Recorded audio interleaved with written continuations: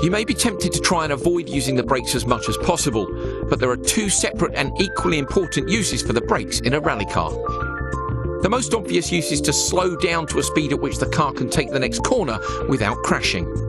The second, less obvious reason is to manage weight transfer before, during or even after cornering.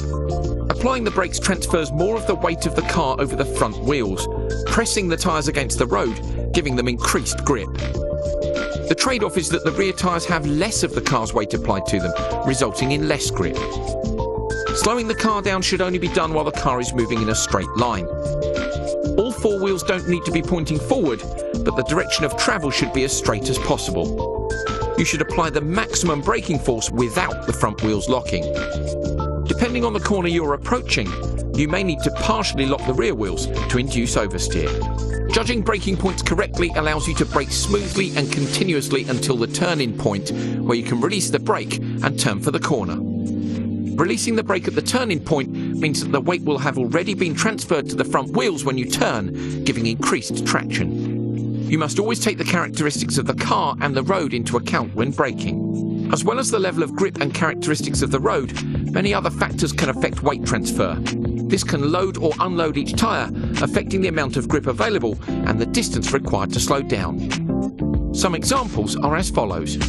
When travelling uphill, the effect of gravity working against the car results in shorter braking distances. The opposite is true when travelling downhill. When braking on a loose surface, reduced grip results in longer braking distances. The level of grip is often variable from corner to corner, so it is usually prudent to leave a margin for error. When braking on clean, dry tarmac, you will have shorter braking distances. As there is generally more grip, the car will tend to remain more stable than on loose surfaces. Conditions such as wet weather, mud on the road or ice will result in longer braking distances. The overall weight of the car has a dramatic effect. Heavier cars take much longer to slow down than lighter cars.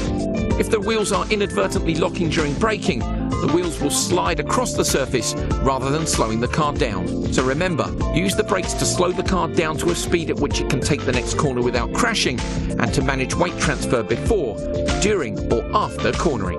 Always be aware of the road conditions and adjust your braking distances accordingly.